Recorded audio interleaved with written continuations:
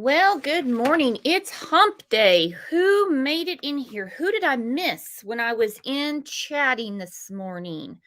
I didn't see 1117. I didn't see Where's Summer. Hello, Snazzy. How you doing? Sonia made it in. There's two Sonias. We have Sonia Gray and Sonia that loves coffee. I think everybody loves coffee, though. Hello, Christina. That Ellen, where you been, girlfriend? Where have you been? I haven't seen you in a chat in a long time. Hey, Jinbug. Hey, Beckfest. Island Girl made it in. We have a lot that has happened since we got done chatting yesterday. So yesterday we got to watch, I think we had it on WFLA, with JB. We got to watch Brian basically walk in a room, turn around, and come back out. Thank you, Snazzy, for becoming a new YouTube member. Thank you, thank you. If anybody else wants to become a member, I'll drop the link. So we watch him walk in and walk out. Lots of talk about when he's going to be headed back to Idaho.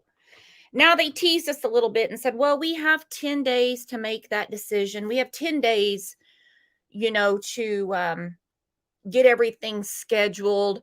We laughed a little bit in chat saying, like they're waiting on Brian's travel agent or something. Well, wait no more. He's on his way back. I'm very surprised by this. The way that the news is making it sound, he's like currently in the air on the way back, which it's 9 o'clock here, so it's 7 a.m. there. I figured, just how they've done it before, they normally do like a 1 a.m. transfer when most people are asleep. What I was really afraid of, especially in light of this new gag order, we'll get to that in a second,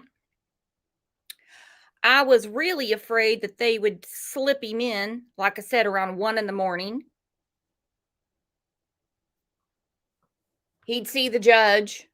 They'd read him the probable cause, which he's dying to hear that. And then real quick, that probable cause would get sealed. I don't know what's going to happen with that. According to the local news reporters, the probable cause is still going to be available to the public. It's just that none of the authorities, no one involved in the case, are going to be able to speak on it. So, to be quite honest, since ConAir is headed to Idaho right now, we could be popping in here later today to talk about the probable cause. They could be. Never know. You never know. Snazzy said, I think they will seal it. Who thinks that they're going to seal it and we'll never see it? Or who thinks, no, they're going to go ahead and release it, but it'll be so damn heavily redacted, we won't even know what we're reading.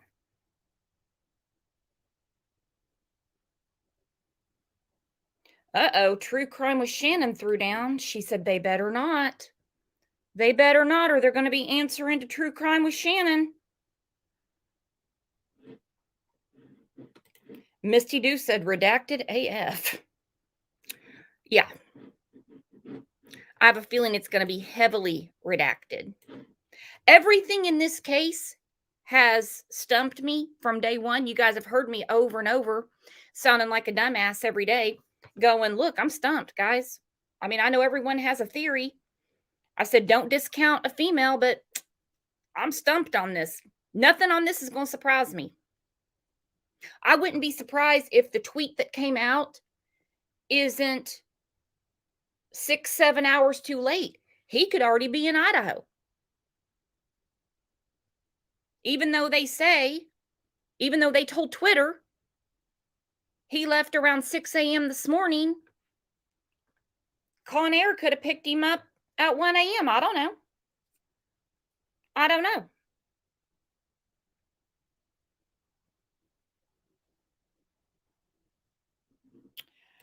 Oh, Dina. Dina is destroying all our dreams today. She said the only word we'll be able to read is Hyundai. Yes. Yes. The only word that we're going to know in that whole thing is probably going to be Brian and Elantra. We're not even going to know. I won't be surprised if they don't even put the victims' names in there. They're going to be in there, but redacted. It's going to be victim 1, victim 2, victim 3, victim 4. So we're not going to know who was murdered first. I know I'm being a little too grim for a 9:07 in the morning, but Brian's got me in that mood. He's caused a lot of havoc.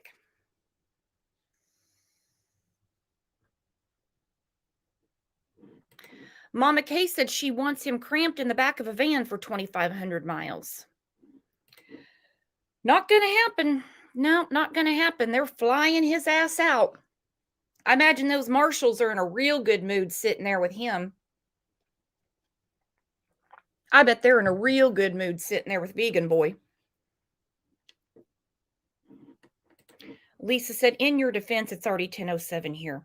Yes, I'm Central Time. So off topic, this morning on the news, they were talking about Damar Hamlin again. That is really bothering me. I mean, we know life is precious. Life is fragile. This is just crazy what happened to him. I mean, I guess it's not when you think about what a violent sport football is. It's really violent. His uncle was on the news this morning and said they have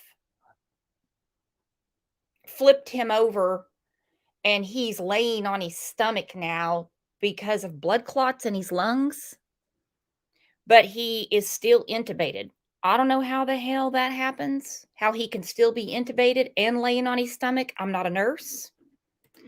Thank you, Asher, for the super sticker. Drucifer said, I'm from Cincy, and that all every news channel is talking about. I bet. It's scary. Dina said he's on a ventilator 50% of the time. Well, that's good. Somebody might want to tell his uncle because his uncle's not saying that on the news. His uncle isn't saying that. And I don't know who was spreading that around yesterday that he's fine now. His vitals are back to normal, because that's not at all what they're relaying on the news. It's very touch and go is how it sounds to me. But it's horrible. Horrible. Rexy, 50% oxygen. The uncle did know that. I did hear that. Horrible. My son had a terrible accident on his 11th birthday in football practice. So really, no matter the age, of course, the level they're at is totally different, but it's dangerous, very dangerous. I'll tell you that story one day about my son, but it's scary. It is very scary. All right, so we know ConAir's on its way back to Idaho, left at 6 a.m. Central Time, not Central Time, Eastern Time. Again, because Twitter said it, we don't know. He could be seeing the judge at 6 a.m. I don't know. Nothing with this case makes sense. Hang on, I gotta let my cat out. You know, my cat thinks she's a dog. Kitty, my goodness.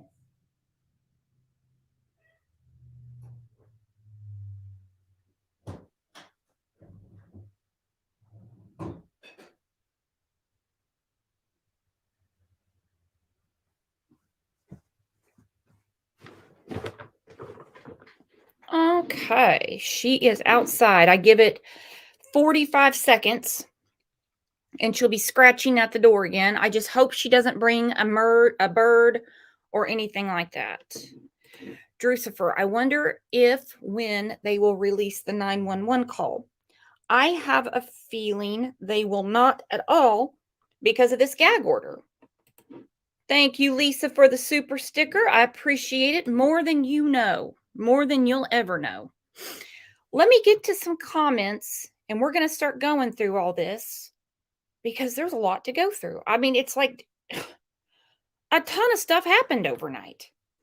A ton of stuff. Hang on.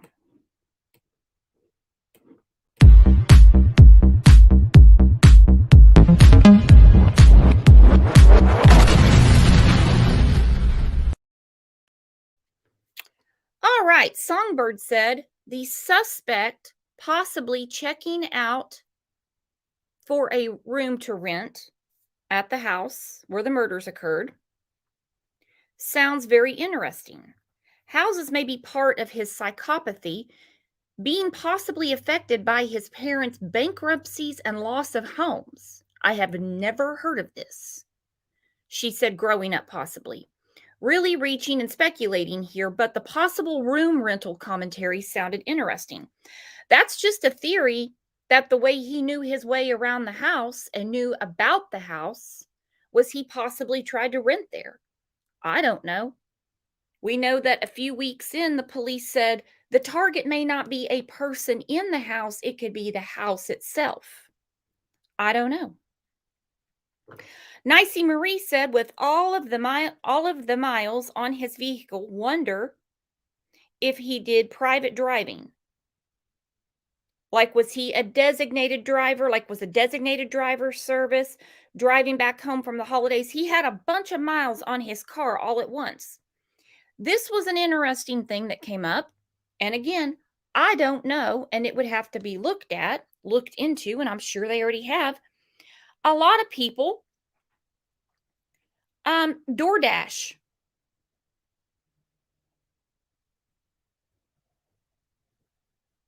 So, he could possibly have come across the residence if he did some sort of DoorDash. I don't know. I don't think DoorDash is going to put 10 grand on his car, but I've been wrong before. Vicky said, now there's a gag order because of all you speculators. Now we won't know anything. Now, Vicky, here's the thing. Gag orders have been in effect for decades. It's not just social media because of gag orders. I will say social media definitely escalated things and took it to a whole new level. A whole new level. But you have to remember that if you're taking a bullet out of his gun as far as an appeal goes, then that's probably not a bad thing. We haven't been told shit from the beginning anyway. They've kept everything to this is really, did you expect them now to say, okay, now that we have the guy, we're going to start telling you everything? Wiss said the gag is on the cops because they talk too much sometimes. They don't want, the DA doesn't want 500 phone calls a day for interviews. Kind of hard to do your job when you're constantly having to tell people no comment, no comment, no comment. We've all heard about pretrial publicity. We know that a lot of people will appeal with a high-profile case and say it's because they were unfairly judged before they got there. So if they shut it up now, then that's one less thing he can appeal on. Then think of the flip side of it. Think about like O.J. Simpson. Okay? I think, he looked pretty damn guilty to me. He's acquitted. So we don't have double jeopardy in this country. You can't appeal if they find someone not guilty. It's done. It's over. So if somehow pretrial publicity influences people to think that he's not guilty and he truly is, we don't know either way. We haven't seen anything. You only get one shot. You only get one shot. And as far as social media goes, good luck. You're never going to get people to stop talking about things going on, not even crime related. You're never going to stop people from talking about things going on in their town, their state, or their country. So all the speculation, the gag order isn't going to stop us from talking about this. It's not going to stop people from speculating. When the probable cause comes out, knock on wood that it comes out, that they don't seal it before like they did in Delphi. They have it where the cops can't speak out. No more interviews with the chief grinning on TV.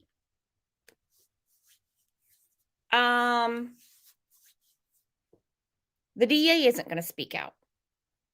That's basically what it's. This isn't the first case we've come across like that at all. And like I said, they weren't really telling us anything anyway. Did they say, hey, we plan on making an arrest next Friday? Nope. They were en route to nab his ass when they even told the parents.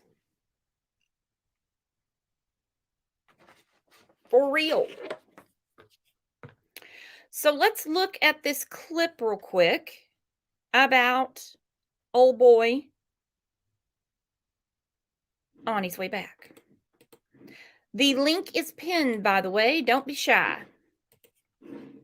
This morning, the man accused of killing 4 college students has been extradited back to Idaho to face murder charges. In the last few minutes, News Nation has learned Brian Kohberger is being transported from a jail in Pennsylvania to the state where he allegedly committed that crime. We also have new body camera video of Kohberger and his father from a traffic stop along the way as they were driving from Idaho to Pennsylvania in December. Robert Sherman is live in Moscow, Idaho, with the latest on this investigation. Good morning, Robert. Good morning to you, Mitch. It's the moment that a lot of people have been waiting for as Brian Kohberger made his first appearance in a court yesterday. We saw him entering the Monroe County, Pennsylvania courthouse where he had an extradition hearing. And in that hearing, he waived his right to extradition, meaning that he's not going to be contesting the fact that he will be coming back here to Idaho in order to face prosecutors of the potential charges that will be unsealed against him once he makes it back here to Idaho. There was a moment in the courtroom yesterday where he made eye contact with his family, and his family members burst into tears upon seeing him there, which is going to show the gravity of the situation inside of that courtroom. The district attorney weighed in on the significance of that extradition waiving by Brian Kohberger. I want you to take a listen to what he had to say on that. Idaho does not release their probable cause affidavit in support of their arrest warrant until after their defendant is returned to that state. But having read those documents and the sealed affidavits of probable cause, I definitely believe that one of the main reasons the defendant chose to waive extradition and hurry his return back to Idaho was the need to know what was in those documents. And this is something else that's just coming into our newsroom. This is body cam footage from an Indiana state trooper during a traffic stop. And as the trooper makes his way to the windows, look who you see here in the passenger seat. That's Brian Kohberger's father. In the driver's seat, that's Brian Kohberger himself. And in that video, it's very hard to hear, but Kohberger says that was actually the second time they were stopped that day. This comes from December 15th. And it just goes to show how that timeline is starting to come together more and more as every piece comes to the forefront. Mitch? Robert, a new order prohibits police and investigators and attorneys on both sides of the case from speaking publicly about the investigation. It's basically a gag order. So how do we expect to get updates on this case now? That just goes to show the gravity of this case. I mean, this case has garnered attention from coast to coast. So that's a large part of the reason why you're seeing that gag order come into effect. What we are anticipating is a lot of the information we're going to get is going to be coming from inside that Latah County courtroom that's right behind us there. That's where we're expected to get a lot of that information coming in, not much coming in from outside of the courtroom. Mitch? There is a lot of attention on this case, so you would expect a lot of folks to be converging on a place that doesn't typically see that many folks interested in their cases. That's Robert Sherman reporting live from Moscow, Idaho. Woohoo! Way to state the obvious. Sword said gloves between his legs. Yep. Jamie asked what tweet I was talking about. This one, Jamie. Jamie Lunas. Paging Jamie. Yes, he is on ConAir Flight 101 Loser on the way from PA to Idaho. They said he left around 6 a.m. this morning. A lot of talk about the body cam that came out yesterday. And a lot of talk about his, what looks like could be injuries. Now, it was said that after the murders, he was wearing gloves. Basically when people saw him, he was wearing them inside of a grocery store, in class. So we just kind of helped out and speculated. We speculated that he could be covering up a wound. He could be covering up a wound. Let's look at these pictures that people were nice enough to blow up. Okay, so this is part of the body cam. We're going to look at that video in a second. Some people say on the right side of his right wrist, it looks like a gash. Do you guys see a gash there? Vicky, I have it on the screen. Looks like a gash to me. Now, sleeves would have covered that up, but nobody said Brian was that bright.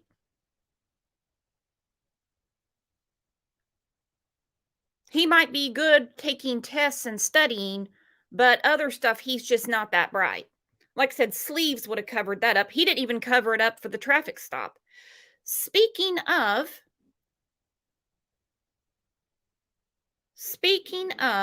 okay, so there's a still shot.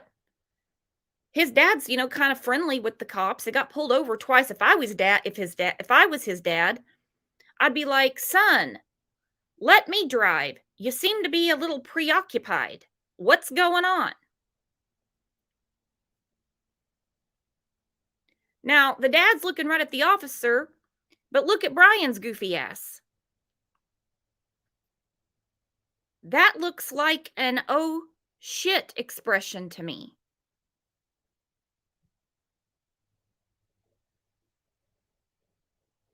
Who's he eyeballing? Is he looking at his dad like, don't say anything? Don't tell them we came through Idaho? The car might be filthy dirty. Please do not mention to them this happens to be a white Elantra. Please don't make any conversation with them about the murders in Idaho.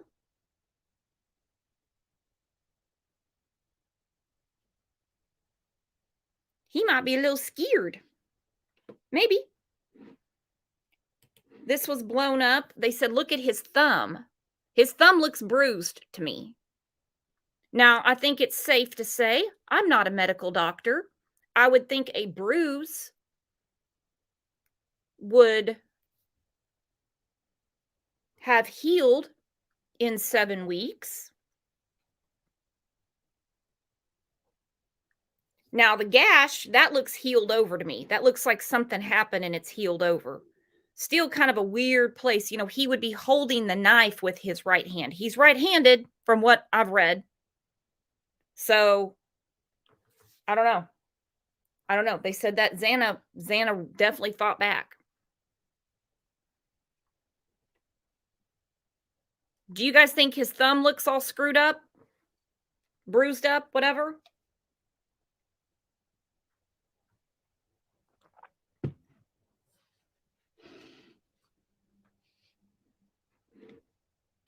Yeah, back to that picture. His dad doesn't know what the hell's going on. How do you get pulled over twice in the same state for doing the same damn thing? If I was his dad, I'd have been whipping the shit out of him right there. Been like, we're never going to get to Pennsylvania. Twice.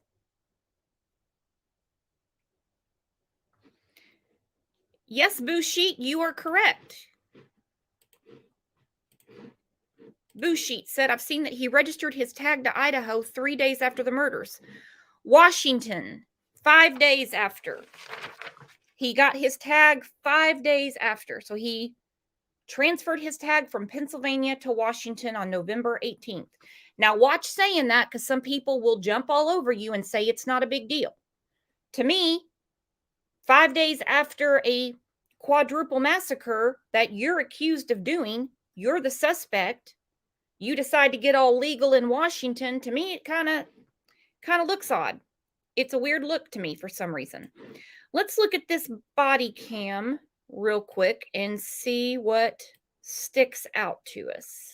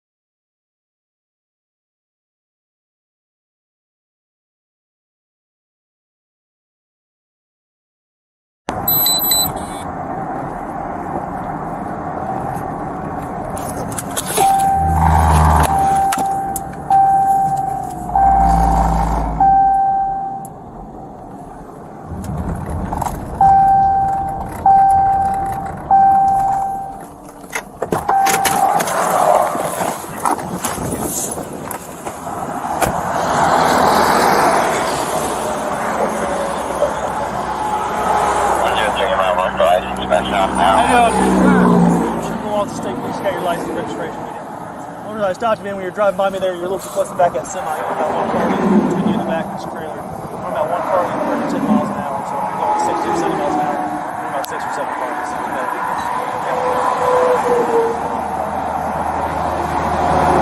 Oh, you guys did? Yeah, and you said that. So.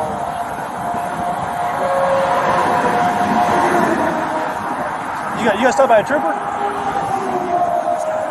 We don't have any SUVs.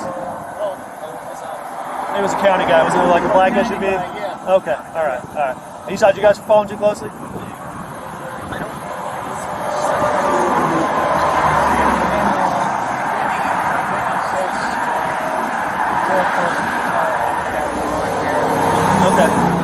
What happened to WSU when my son goes to school shooting? Today?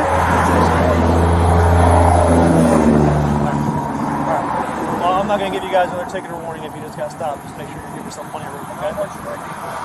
So like I said, it's all about how fast you're going, okay? So if you're going 10 miles an hour, you only need one car. Or if you're going, so speed limit here is 7. If you're going 70 miles an hour, you need 7 cars. Yeah. That's the easy way to explain it.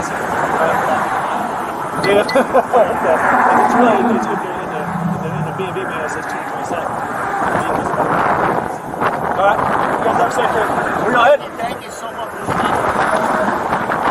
Where y'all headed to? Huh? Where at? Yeah. It's a long haul. You guys scared of airplanes?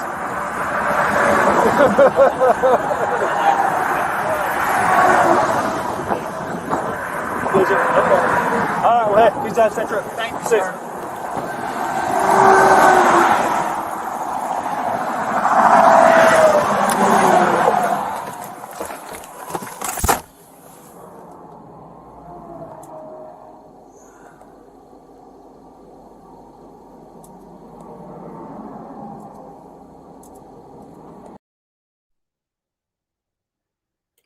Good God.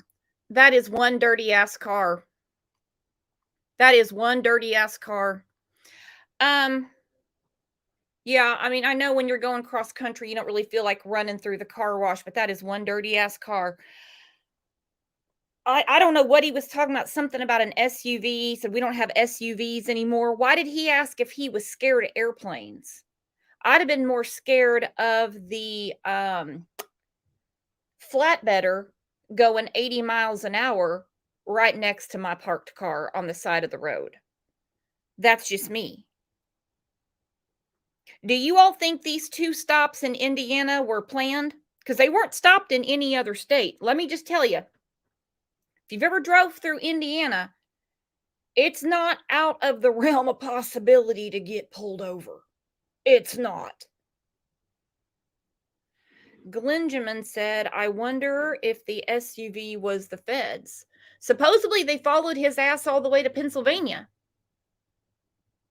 Mike says yes. Just Me says yes. Slim says yes. Mystified says yes. Now, what do you guys make out of? It's been in one article I put up the other day where they said the FBI was dressed up as trash men and went through their trash.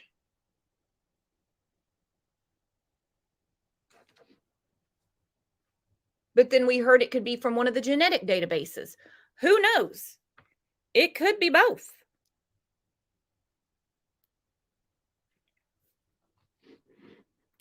Bouchette said they followed him all the way, but wait 2 weeks to make an arrest. Yeah, if you ask me, it was really fast. I mean, do you think it should have been faster? They could have been waiting on something.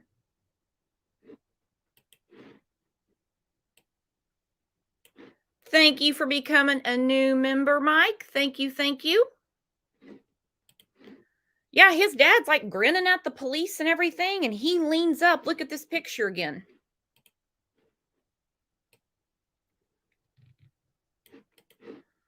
Look at Brian's face. He's thinking this is D-Day.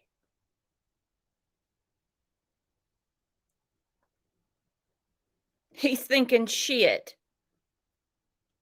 And of course, the dad has no clue what the hell's going on. Now, his family was in court yesterday. And they said his mom was visibly emotional. His sister was calming his mom down. It's a losing situation for all involved. Glenjamin, yeah, they were still gathering evidence, but they still want to keep an eye on him. Apples and oranges, two totally separate cases, for sure. But it's like when they were getting ready to arrest Adam Montgomery, they followed him all over Manchester, New Hampshire until they were ready to make the arrest, because you have a DA sitting there going, I don't have enough yet. I don't have enough yet. I don't have enough yet. Okay, now we're ready. But I mean, this whole, they'd rather order pizza and play cards than do their job is crazy. Is crazy. Jeannie, I saw you were backstage. I'm getting ready to put you up. Is your link working still?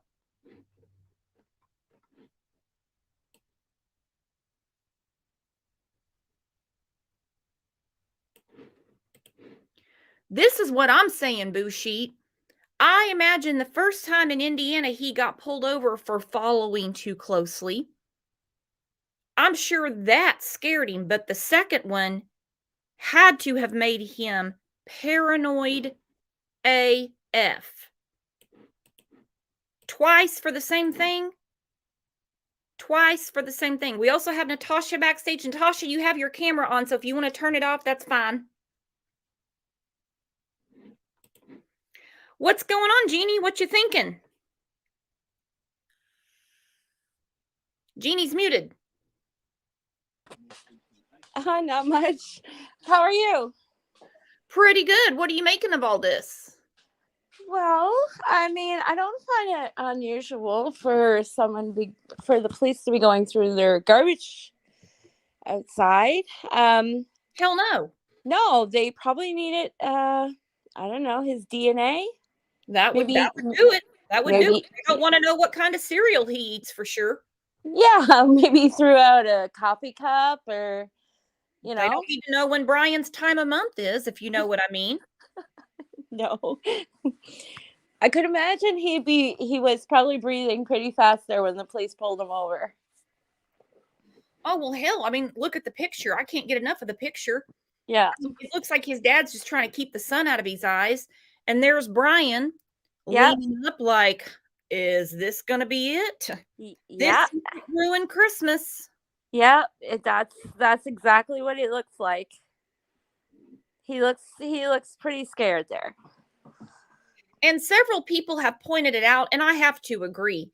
He's 28. He's not 18. So for his dad to fly out to Spokane and drive the 2,500 miles back with him, he's a big boy.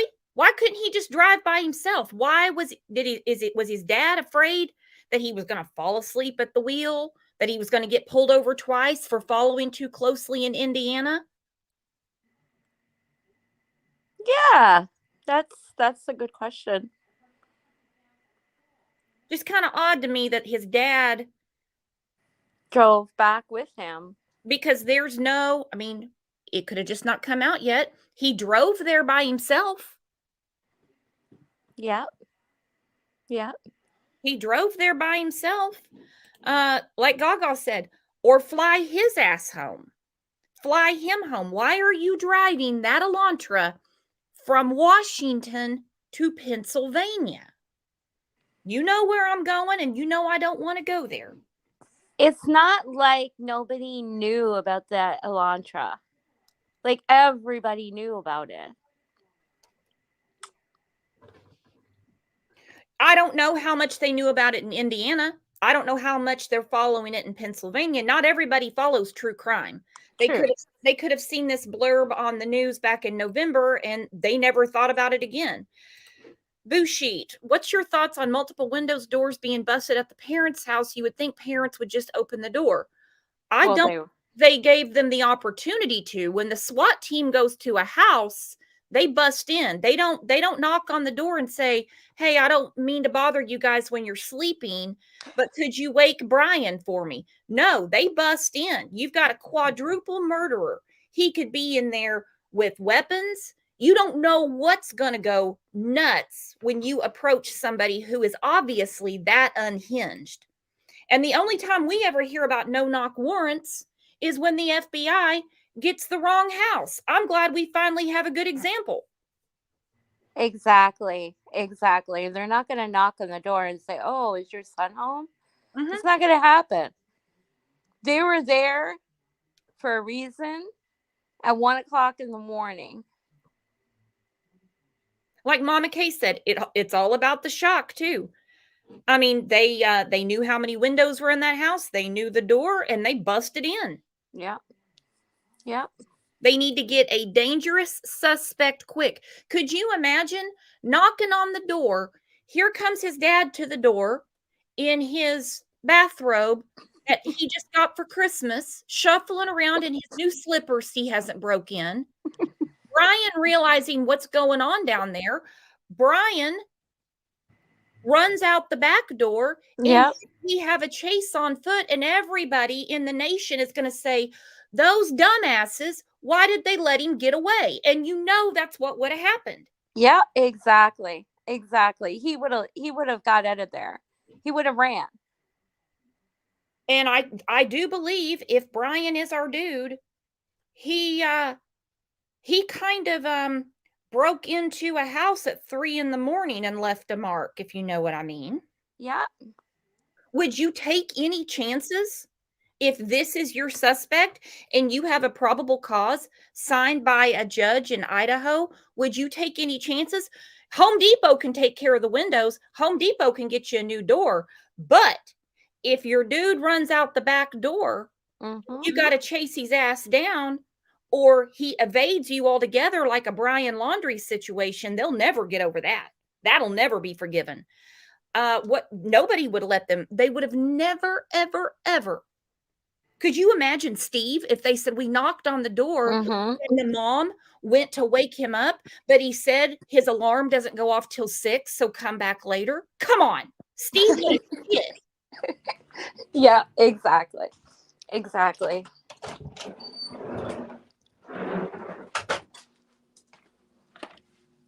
Steve would have lost his mind. All of the parents would have lost their mind. What do you mean you knocked on the door and waited for them to answer? Yeah, they don't do that. That's not something they do. I mean, not when they're looking for a freaking murderer. Exactly. It's not Avon calling. I've got your samples. Yeah. So let's see what Natasha has to say. What's going on, Natasha? What do you think about this? Well, I mean, we done had some discussions about it. I mean, I know a lot. I mean, I don't know a lot. I know from my own personal experience with the feds and stuff. So, and I know the difference between feds and, different states and things like that. But the order in which they went in to apprehend him is nothing unusual. One movie that really scared me to death before my criminal activity began a long time ago was American Gangster with Denzel Washington in it. Well, that's a movie. What do you think about what's going on here? They don't care. Do they have a It shows she's disconnected. You'll have to log out and log back in, Natasha. So also last night, Kaylee, I recall one case that I did 2 years ago, and this one, she was strangled, left in the ditch. I'm sure you probably heard about it. Alexi Sharkey. Yeah, the marshals went and got her husband in Florida. They didn't knock. They actually did knock. They knocked, and his daughter answered the door, and he was upstairs, and he heard it, and he shot himself. Well, you don't want that to happen. You don't get your guy. Exactly. And that's exactly what happened. It's very interesting that we're all following not just this case, other cases together. And when they get their guy, they get their man. He's got his silver bracelets on. He's sitting in the pokey, and people really want to split hairs about the way they got him. Now, look, if it can happen to them, it can happen to you. So I get that argument, but let's just chill out. I'm a little more offended by the massacre that happened between 3 and 4 a.m. November 13th than whether or not they left that house the same way they found it. Yeah, exactly. I mean, 7 weeks, we've been searching and looking, and who this guy is, and then finally we get to see him. It's so surreal to put a face to this guy. Yep, and they have to treat him. They got to treat him pretty good, because he still has rights. We're innocent till proven guilty. Exactly. So they have to prove he's guilty. He doesn't have to prove he's innocent. It's the other way around. Yeah. So as this process goes on, they can't screw anything up. So if they honestly could not, they have to have a good reason to do what they did. And him being suspected of murdering 4 people, from what I understand, they had a search warrant for him himself, the car, and the house. So as you can see where we're going, they're dotting every I and crossing every T. Exactly. So let's see well, hang on. Natasha got reconnected. What's up, Natasha? Hey, so what I was just saying, though, is that the protocol that they did was the right protocol. It was nothing out of the ordinary. And the ConAir flight, ConAir flights, they make 2 transfers out a week. Transfers in and 2 transfers out with ConAir. Do we know that for sure in Pennsylvania? Yes, I know that for sure. Period. With the Federal Bureau of Prisons. It's not just Pennsylvania. It's the Federal Bureau of Prisons. Okay. They make 2 transfers in and 2 transfers out each week. I was lucky enough, I got to self-surrender, but my husband, unfortunately, he had to take a bus from St. Genevieve, Missouri to Terre Haute, Indiana. But from there, everywhere else he transferred out, he was on ConAir. And he said that everything inside ConAir on the movie is exactly how that plane is. They are going to probably put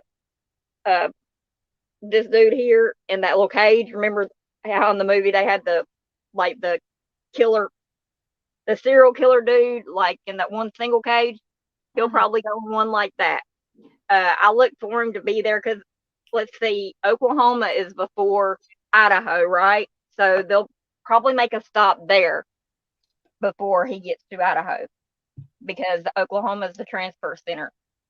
And I don't believe he's probably the only prisoner on that plane today, because that's slim to none to happening with the Bureau of Prisons. But yeah, and when you were talking about the trash truck and things like that, when I got indicted in 2009, and I call it Area 351, the feds have electric company trucks, they have gas trucks, they have phone trucks, they have every kind of vehicle that you could think of. But that's what they can do. I mean, they're federal marshals. They are the United States government. They can do this stuff legally. So sure. I mean, I don't have any problem with it.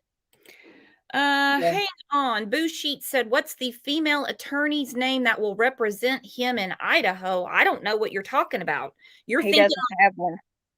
As far as I know, no, he hasn't been assigned an attorney yet. Did you hear something, Boo Sheet? I don't know that he has any representation yet. The plane hasn't even landed, as far as I know. Slim. He'll get a federal public defender, is what he'll get. Slim said, Brooks, he's having lunch at your airport. I better get going now. I better get going now. Five Guys or Chili's. They actually feed you pretty good until you get incarcerated, like at a facility or whatever. They say Club Feds is better. It's not, because they can ship you all over the United States of America. I was shipped 12 hours away from my home.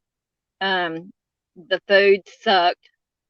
It was expensive as hell. It's just, yes. He's gonna fit right in, and he thinks he's pretty too. Oh yeah, they're gonna have a field day with him. A field day. So okay. Beckfest and several other people said they already assigned him the public defender. Very good. Do that. Do you guys think he's going to keep? Now, this is just conversation. Do you think he's going to keep the public defender, or do you think, Jules, I lost you backstage. If I don't put you up immediately, guys, I will get you. I just want to finish my thought and then I'll put you up. Do you think he'll keep the public defender, or do you think his family might arrange for him to have private counsel? What do you guys think? It's not going to do him any good to get private counsel, because once the feds get you and you're in their grips, and he's in their grips now, he's a dead ringer. He's going to get a federal public defender whenever he appears in court in Idaho. Once that happens, once he gets back to Idaho, it's not a federal case anymore. They're going to be involved. It's in the hands of the state of Idaho. Well, I believe he'll get his own private attorney. I think his parents will pay for it. I think they got a little bit of a rude awakening yesterday when they were in court. How serious this really is. And I believe that they will get him a lawyer. Yeah, they're wasting their money, in my opinion, because, I mean, I'm just saying they're wasting their money. So they might as well take that money and put it on his books. Mermaid thinks he'll get a private attorney. Yeah. It was said he can't, that they have no money. They already said they can't. Everyone says they have no money, but when push comes to shove, they might mortgage something. I don't know. I'm just wondering what you think. Yeah, I agree. I mean, it's a pretty serious charge he has against him, for murders. Mm-hmm. That's 4 life sentences right off the bat. I don't think they're going to mess around. I believe that they're going to get him a private attorney. It shocks the hell out of me in these cases that, of course they go with the public defender. And then when they see the probable cause and they see what they have on them, and as things start coming out, then somehow they find the money or they make some kind of arrangement. Like Snow was saying, I think they're waiting to see what the report says before they get a lawyer. Then, where there's a will, there's a way. Then they get one. But you're talking about quadruple murder. That, oh my God, that would be so insanely expensive. Yeah. Yeah. Yep. Anyway, Brooks, I'm gonna jump off of here. I've got to go file my divorce papers. So I will be listening and talk to y'all later. But I want to let y'all know what I knew on that stuff, though. All right. Thanks, Natasha. Bye. Bye.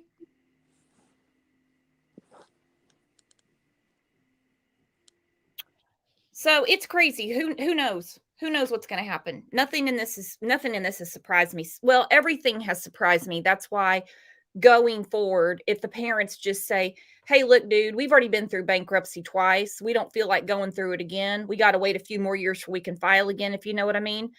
You're on your own. Or if they figure out a way to help him. I don't know. Yeah. Also, I mean, it would be kind of hard to defend this guy considering he thinks he's of such higher intelligence than everybody else. Maybe he'll defend himself. That's been brought up a lot. Yeah. That's Dolores. Yep. For a good private attorney, they would need $300,000 to $500,000. Yeah, we're not talking about the attorney that says for $100 down, I'll show up in court for you. You know, I've got a ponytail and a bad suit. We're not talking about that type of attorney. He's going to need a lot of help. Yeah. I found it interesting that he didn't waive his right to be extradited because of the fact that he wants to know what they have against him. Oh, hell yeah. I'm 100% with Christina on this. 100%. You know, Jeremy's in his 3rd year of law. It's a name we're familiar with. They have his DNA. Have Jeremy do it. Jeremy should be taking the bar exam sometime this summer. Let's let Jeremy do it. Lana, I see you, beautiful. I'll put you up and just turn off your camera and I'll bring you up. What's up, Lana? Good morning. I wanted to come up and let y'all know because I saw it yesterday. He was already assigned a public defender out of Kootenai County. Awesome. The lead public defender, I can't remember her name, but it's a woman, and she's already been assigned to him. And his public defender out of Pennsylvania did publicly say that the family has claimed they cannot afford a private attorney. So he's been assigned Kootenai County, but news reports said their office, of course, was not answering the phone and commenting. But it's on record that he's got them when he gets here. Okay, so I did not see that. That's why I'm glad I have you guys and we all can get together and speed each other up. Yeah. That is awesome. I feel bad that Ann Taylor's name has been put out there. So it's basically like the same as the clothing designer, huh?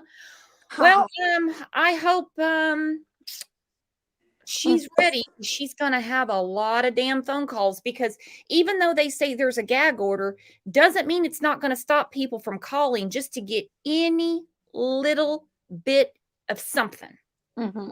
Oh, yeah. Like I don't know if you saw this, but, circulating around Twitter as a prime example, in this case, the Corner Club has made some statements on Twitter and said, please stop calling us because people are calling the bar to get any little bit of information that they can on this case.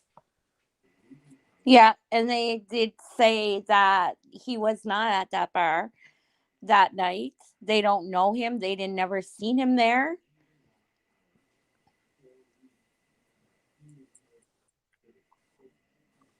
Say that again, Jeannie. You cut out a little bit. Oh, they had said that they don't know him, that he was not at the bar that night, that he did not get kicked out of the bar that night. They haven't seen him around the bar. I just put the tweet up. Listen, did you see this, Lana? Yeah, that's the one I'm talking about, Brooks, right there. Stop calling us. Suspect was not and has not been here. Mm-hmm. No one was removed from the bar the evening of the incident. Stop calling us. Yeah. Now, the stop calling us, see all of that before stop calling us, I would not have taken the time to type out. I would have just simply put stop calling us. Yeah. Yeah. I couldn't believe after the whole Adam story came out. I shouldn't say I couldn't believe it. You know what I mean? When the Adam story came out, people were calling as if they knew him, going, is Adam there? Yeah. Right. Is Adam working today? Is Adam there? No, Adam's not here. Finally, it got to where it was Adam no longer works here. Come on. I wonder Yeah. why. Yeah. Boundaries. People don't understand boundaries in these situations whatsoever. That's just been my personal experience. There is stark differences between coming onto YouTube and having discussions on cases and, you know, speculating based on facts and news articles, etc. And yeah, picking up the phone and calling the locations and calling the people and creating, you know, characters around the story for your platform. It's absurd to think that this little bar in Moscow, Idaho is getting bombarded like that through this when the whole community is clearly traumatized by this incident. Yeah. And the only person that wanted a phone call and to get publicity was the vape shop guy, and nobody cares about his ass. Nobody's Yeah, buying. where's my thumbnail, Brooks? Did you? Oh, I used it for the members live. Don't worry, I got. I might have missed that. I've had a very interesting holiday break, so I I'll have used to go it for back and the find that. I used it for the last members live. So yeah, nobody's bombarding vape guy. He was looking for the publicity. He didn't make all that bullshit up for nothing. Yeah, exactly. Yeah. Oh, it's the 15 minutes of fame for sure. You know, I remember when I was growing up and in our little town when I was a kid, there was a local pastor of a church that faked his death. Like he went missing, the whole community's up in, you know, arms, everyone's looking for him, and they thought he was dead, and the whole family went through the trauma and found out that, you know, he's alive somewhere else and did it for insurance. But like Unsolved Mysteries came to pay in Idaho and like did a show and, you know, this whole thing. And I remember as a teenager just watching the adults around me just go batshit crazy for cameras, you know, to, oh, I knew him and I saw him when, and over here that happened, and the small town chatter that goes around it. And to see it happen on such an elevated level now on social media, it's kind of mind-boggling. Oh, I can imagine. And like I said, the ones that want the notoriety aren't getting it, like Einan and the vape guy. And Jeremy, I was really rooting for Jeremy. I'm still rooting for Jeremy. And the ones that are like, don't call here, the corner club, they're getting harassed like hell. Norma said, haven't they already invoked a gag order until the case is tried? Yes, they have. Yeah, they have. Yeah. Nobody involved with the case, which is not me, they cannot speak out. So even when the probable cause comes out, the DA can't come out and explain the probable cause. The police can't come out and say anything about the probable cause. And like the DA said last week, who I absolutely love that dude, he can do no wrong in my book, when he came out and said, where you're going to get your information now is through the court docket. Meaning, so we already knew where they were leaning, right? We already knew which way that train was headed. So when he said, you're going to get it from the court documents, that's all there is to it. There's no reason to call us. Let me play that clip real quick. But there's no gag order on me or Lana or Jeannie. Case now in court. And I and my office and the investigators have to live with the restrictions that our Supreme Court places on pretrial publicity. That said, I promise you we will share with you through the court process or otherwise whatever we are allowed to. I just appreciate your patience on that. The factual basis for the charges are summarized in what's called a probable cause affidavit that is on file with the court. According to the rules of the Idaho Supreme Court, that is sealed until Mr. Kohberger is physically back in Latah County and has been served with the Idaho arrest warrant. At that time, we expect that affidavit will be available to you so you can share the true facts with all of your readers and your watchers and your listeners. I love how he broke that down. I mean, a 2-year-old would understand that.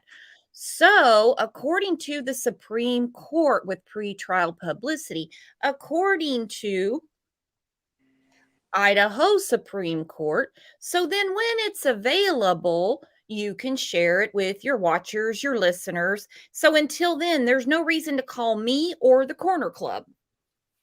Yes. Yes, exactly. Exactly. Don't call the DA. Don't call the corner club. That shit was crazy, though. I couldn't believe that. Is Adam there? Is Adam working tonight? Well, what are you going to do? Are you going to drive from Kentucky and see Adam? They might. Some have. So I shouldn't say it. they're there. Yeah. They're there live streaming and doing it. So Yeah.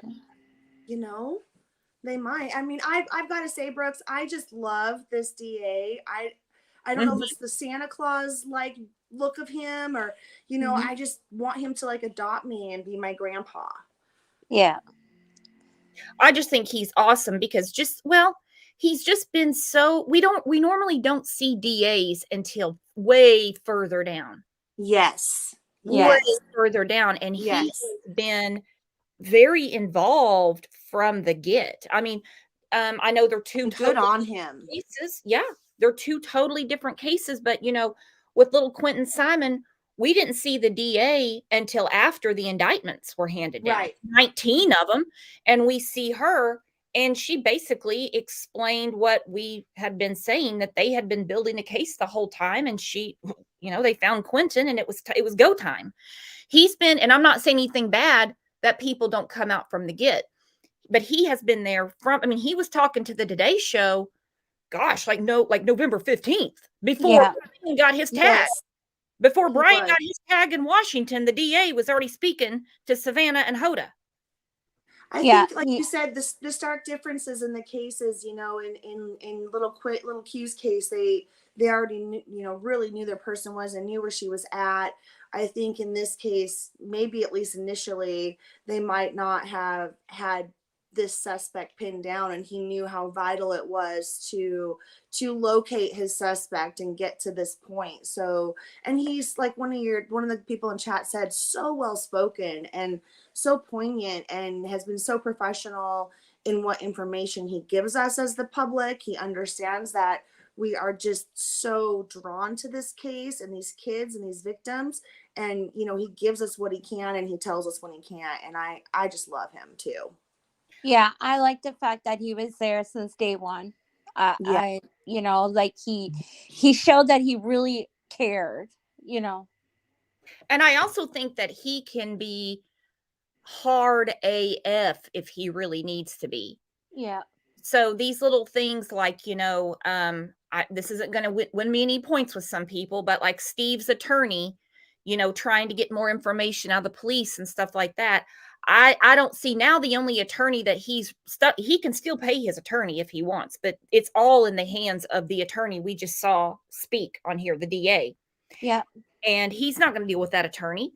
And he's going to, I think, a different, we're going to see an entirely different side of him when he is presenting his case in court. If we get, if cameras or audio are allowed, that is, I think we will see an entirely different side of this man than what he's presented publicly in the courtroom. Yeah. I don't think he's going to be very Santa Claus-ish when it comes to shove. Because he has to get a conviction. Yeah, exactly.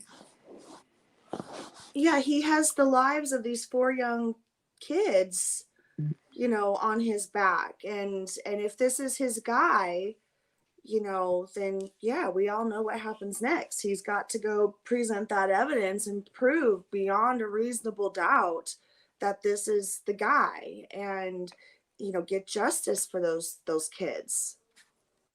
We used to have a DA in the county I grew up in, and he kind of always was in an argument with the sheriff and would tell him all the time, don't arrest a mess. Don't go and just arrest these people and throw a mess on my desk for me to investigate. You better have it all. I mean, I need a pretty Christmas box put on my desk. So then if I have to go to trial the next day, which is figuratively speaking, we all know, we're ready to go. Don't you just go around arresting these people and throwing it on my desk. Because an arrest is one thing, but a conviction is a totally different ballgame. I agree, Brooks, because that's when it comes down to, as we all know, convincing a jury of your peers beyond that reasonable doubt that this person entered the home and did this to these 4 people. Who's got the background noise? What happened? Did somebody fall down? Oh, no. Yeah, they need a conviction for sure. They can't, because you can't do it twice. Well, yeah, it's not possible. It's not possible. Yeah. Let's look real quick at Kaylee's parents were on Hannity last night, and I need to quit saying that. This has got to get out of my vocabulary now. I'm not surprised by anything in this case. But Kaylee's mom came right out and said she wants the death penalty. She said, we are very happy that we live in Idaho where they have the death penalty. Yes, Idaho is a very death penalty friendly on the books state. Also, he's, as we know, not going to be able to claim the I'm too crazy or I did this because of my mental problems line either. Yeah.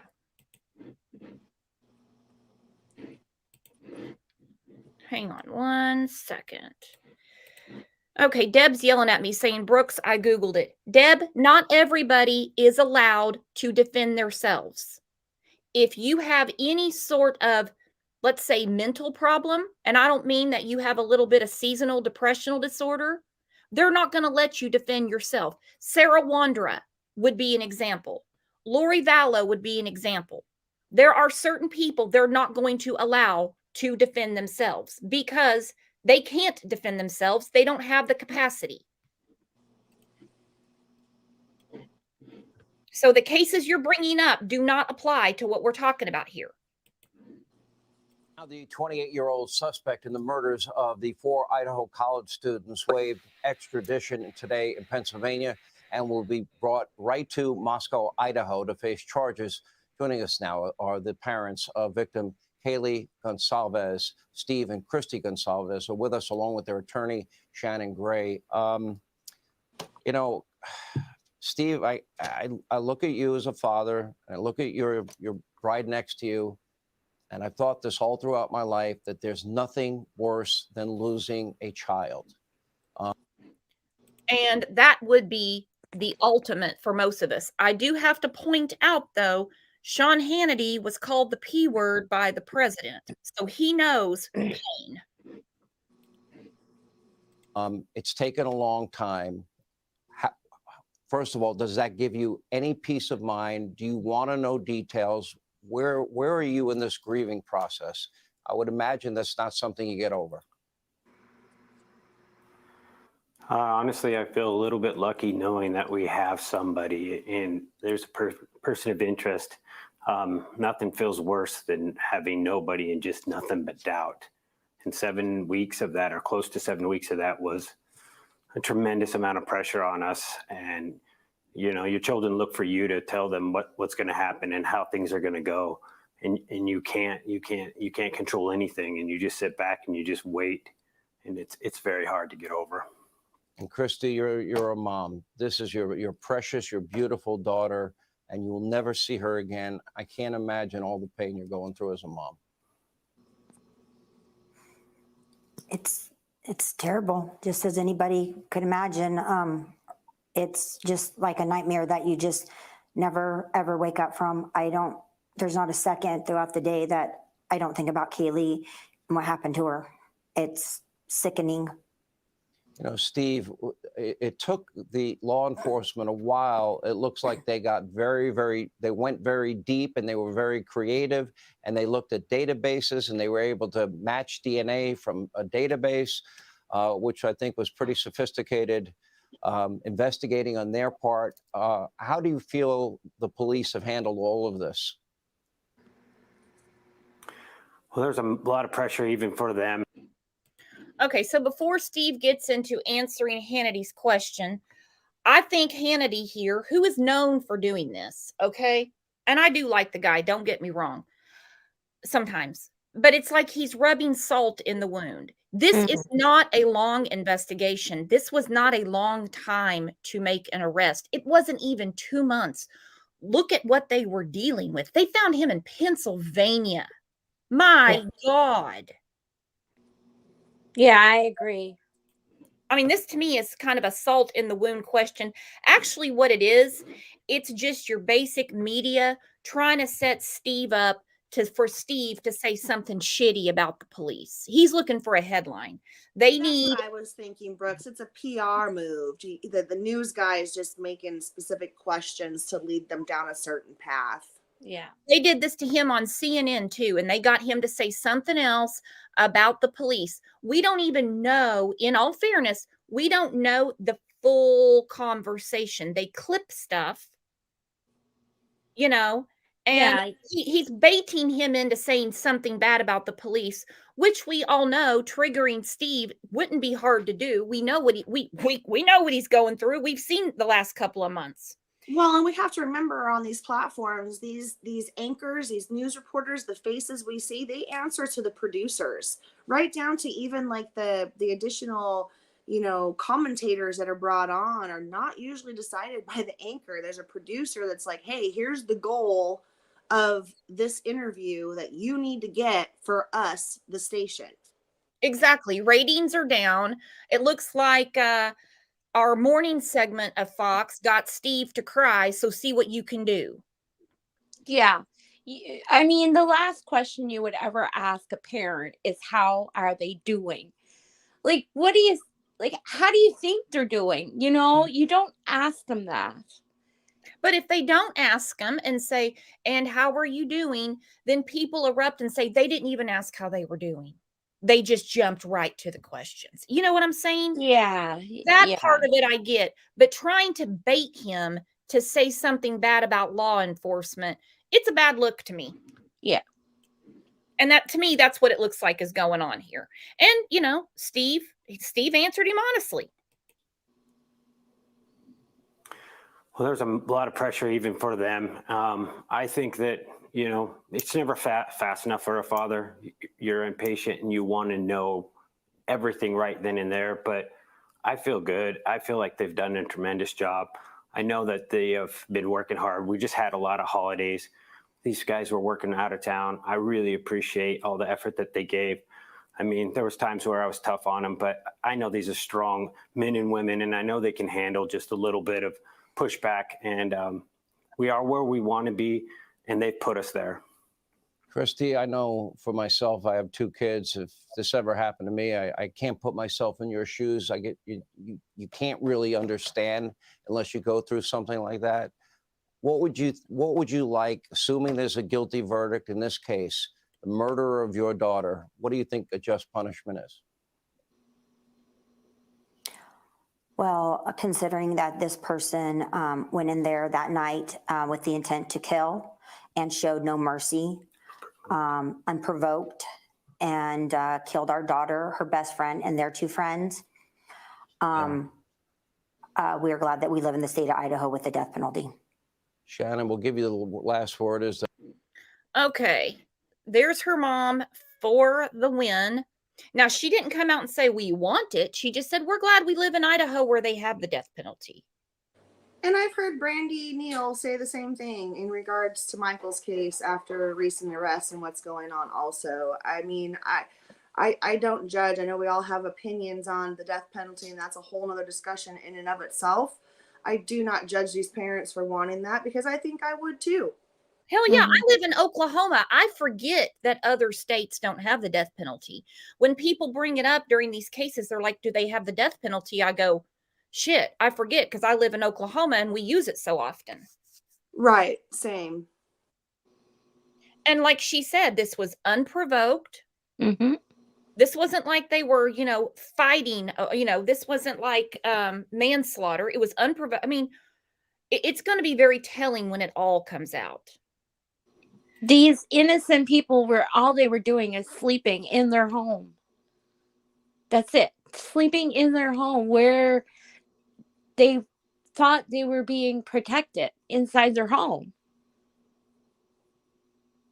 Well, and a Spicy dog sugar. there as well. I mean, I'm one that, I have my own anxieties around just being a single woman, but and I have a dog. And so that right there too, that someone got around a dog in Mhm. the home to still further commit this, brought my own level of like anxiety around safety while sleeping, and we shouldn't have to go there, but to think that something this horrific happened, like you said, when they're sleeping Yeah. is what's so hard for me to accept. Spicy Sugar said, what did he whisper to mom? He whispered unprovoked.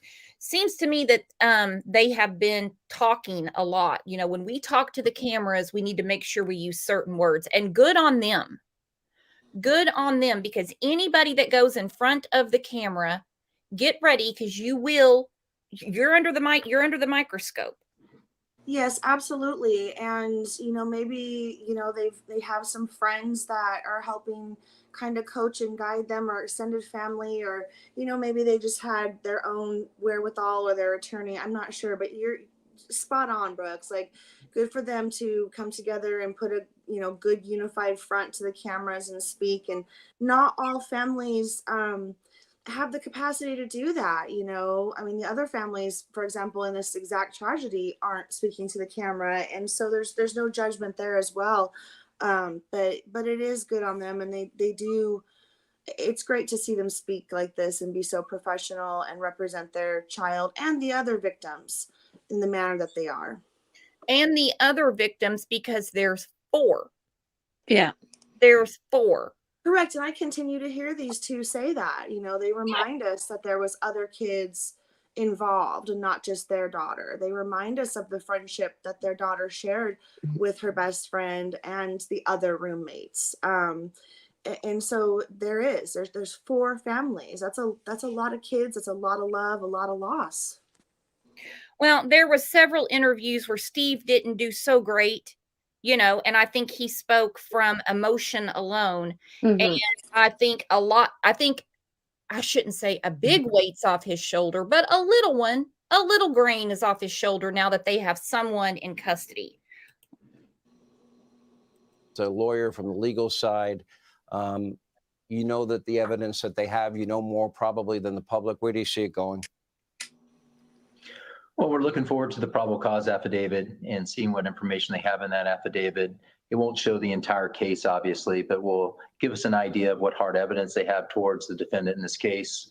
And we're hopeful that it's strong. And moving forward, we're just the beginning of the criminal justice system. So it's still a long haul from here, but we're hopeful and optimistic. All right, Shannon, thank you. Steve and Christy, I'm so sorry. And I know I speak for my entire audience when I say that you're in our prayers. This is a heartbreaking story, and I hope he gets the justice he deserves. Thank you both. Hey, Sean Hannity here. Hey, click here to subscribe. I'm not subscribing to your ass. Mary said, I think these parents did a great interview, very matter of fact, truthfully conveying their feelings. Yeah, and I don't think, and I know that I saw some comments where they said, oh, wow, there's a gag order, and the mom comes out and says she wants the death penalty. She's the mom. Yeah. She was asked by a reporter, a very huge reporter in this country, and I don't mean because he ate too many Christmas cookies and his face looks a little full. I mean, because we all know who Sean Hannity is. And he asked her, what do you want to happen? She could have easily said, I don't want to answer that. But she said, I'm glad we live in Idaho where we have the death penalty. At least we know we have that option. Yeah. And I don't know what's going on here. Great White said, stop begging for Discord friends. I did not see anybody in this chat beg for you to come to Discord. I've never even seen you in this chat before. You probably wouldn't get into Discord because I don't recognize you. So, like I said, I don't think there's anything wrong with what she said. That's just No. me.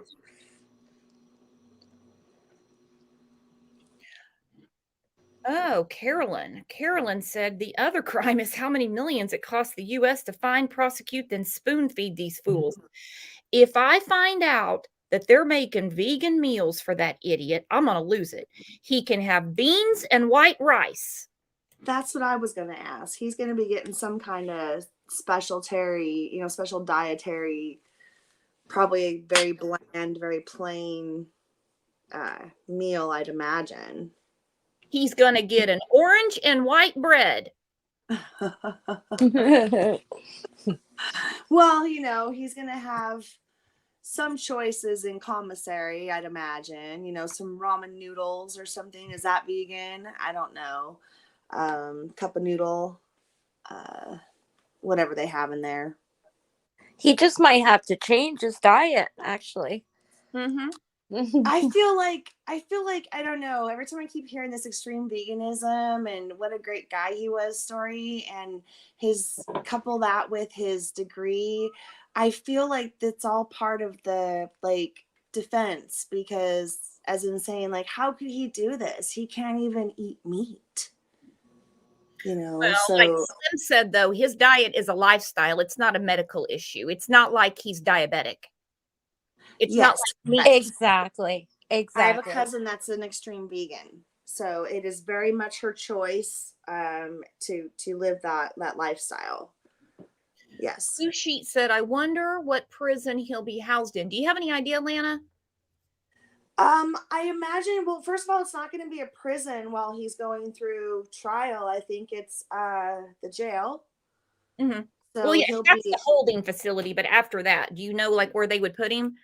So after that there's a couple of facilities in Idaho.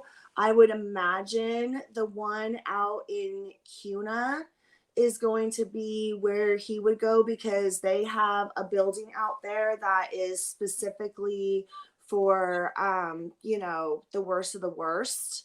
And it's Kuna is about 15 miles outside of Boise. It's a little kind of, you know, more rural suburb type town, and the prison sits way out there outside of that. So that's where I imagine he would be sent upon conviction in Idaho. I wonder if Idaho, because every state's different, you know, totally separate cases. I'm not comparing the cases, but Sure. with the high publicity with Chris Watts, they couldn't keep him in Colorado. And I think they sent him, I think he's in Wisconsin. Don't quote me. So I wonder if the high publicity, if they don't wind up putting him in another state. I don't know.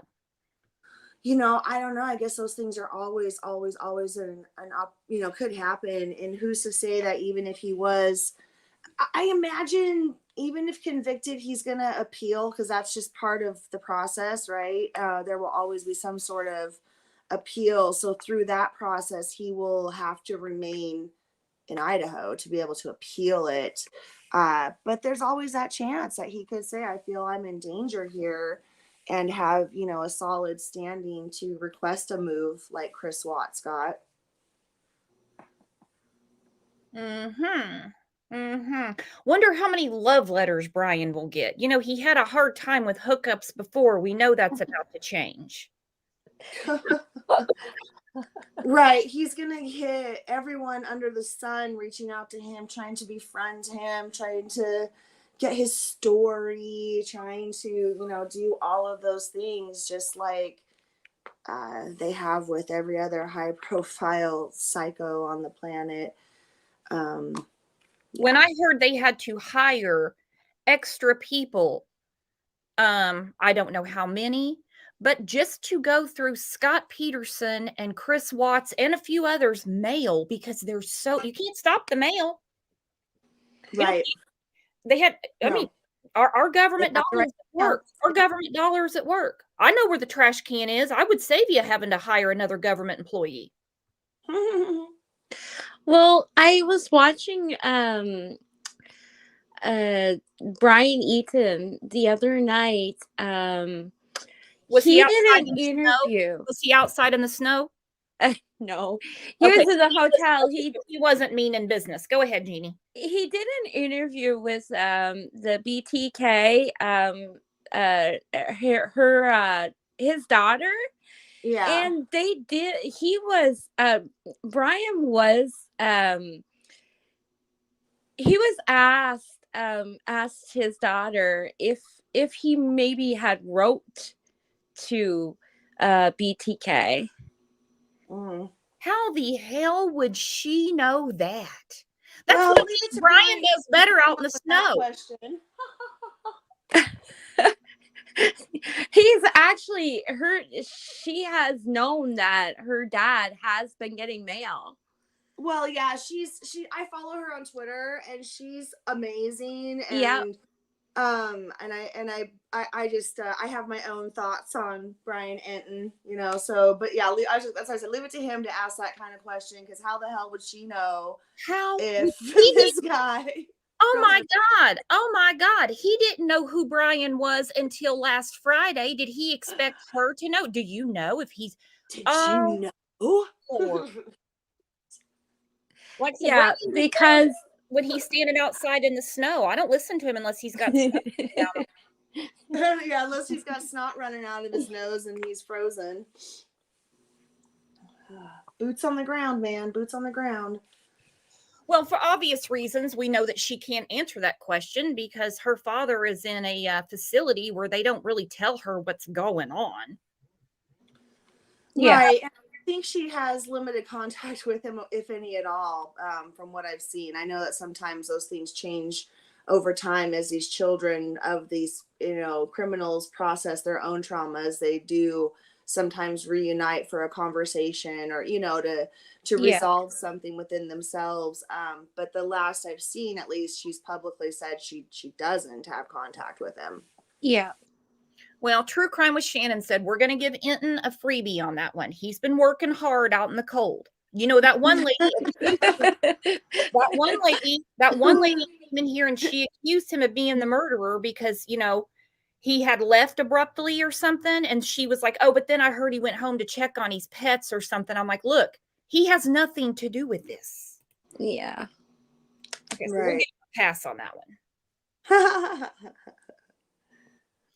All right, I've got another clip to go through, and it should cover pretty much everything because there's a lot. There was a lot of stuff that was going on yesterday as we were listening to it live that we were, it was kind of a lot to take in at once. I do like when they were talking in the press conference yesterday and they said, oh yeah, we broke windows and we broke doors. I'm like, thank God someone admitted it, because I was going to be real hacked off if I found out that they just knocked on the door and said, oh, we're here to see Brian. That would be a huge problem for a lot of people. So let's see what this clip has to say. Currently are being made to deliver Kohberger back to Idaho, where he can have continued due process and face these charges. Pennsylvania State Police giving an update on the next steps for the man accused of murdering 4 University of Idaho students. Good evening and thank you for joining us for Krempton News at 6 tonight. I'm Mark Hanrahan. Whitney has the evening off. 28-year-old Brian Kohberger has waived his extradition, which means he'll be brought to Idaho to face 4 murder charges and 1 burglary charge. A WSU criminology graduate student is accused of killing the 4 students in their off-campus home a little more than 7 weeks ago. We bring you complete team coverage tonight. Our Janelle Finch has more on what happened in the courtroom today as the suspect faced a judge. Nicole Hernandez breaks down new body camera footage of the suspect behind the wheel of a white Hyundai Elantra. Shannon Mowdy spoke with Eastern Washington's prosecuting attorney on the process of prosecuting such a case of this magnitude. And finally, Amanda Rowley is taking a look into questions that we still have about the case. But first, we want to head down to Moscow, where according to police, the suspect has 10 days to be brought to Idaho. So that means he could be here as soon as tomorrow or the end of next week. Our Kyle Simchuk joining us live in Moscow tonight as we wait for his arrival. Kyle? Well, Kohberger's new home will be at the Latah County Jail right behind me once he's brought back to Moscow. But of course, the 28-year-old still thousands of miles in Pennsylvania. And Mark, as you mentioned, he could be brought back as early as tomorrow, but a judge says that extradition will happen within at least 10 days. So the big question now is how and when will Kohberger be brought back? Authorities tonight telling Krempton News that they're keeping that information a secret, citing security concerns. But as we've said, Kohberger could be here as early as tomorrow. And once he does return, he'll have an initial court appearance. And that's when that probable cause affidavit of facts will be released. And that'll be a treasure trove of information showing exactly. Okay, it goes without saying, this clip came out before they hit us a couple of hours ago saying he's on ConAir on the way back to Idaho. Exactly what authorities, what evidence they've gathered in the house and what evidence they say they have against Kohberger. And once he makes that court appearance, Krem 2 will obviously be here. But today in Pennsylvania, he did tell a judge that he's not taking any medications and that his decision to voluntarily return to Moscow, that's his own decision. So we'll certainly be keeping an eye on when he returns. Send it back to you. Kyle, live in Moscow tonight. Kyle, thank you very much. And today, Brian Kohberger, the man suspected of killing 4 University of Idaho students, made his first court appearance. Kohberger and his attorney appeared before a judge at the Monroe County Courthouse. Krem 2's Janelle Finch joining us live in the studio tonight to tell us more about what happened in the courtroom and what's next for the suspected killer. Janelle? Mark, since Kohberger was identified as a suspect in the Moscow murder investigation, the world has been watching for his next move. Today, he appeared in Pennsylvania court, where he waived his extradition hearing. Now begins the process of getting Kohberger to Idaho. Brian Kohberger, donning a bulletproof vest under a red jail jumpsuit, walked into the Monroe County Courthouse today. Here, he and his attorneys stood in front of a judge and waived his extradition. Doing this puts the wheels in motion to get Kohberger to Idaho, where he'll face first-degree murder and burglary charges. WNEP, our sister station in Pennsylvania, was in the courtroom where no cameras were allowed. They report every seat was filled, and Kohberger's family was in the front row.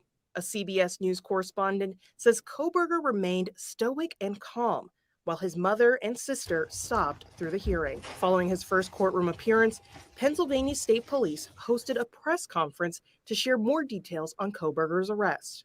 Tactical assets were then staged in the county, in Monroe County, into the evening of Thursday, December 29th, last Thursday.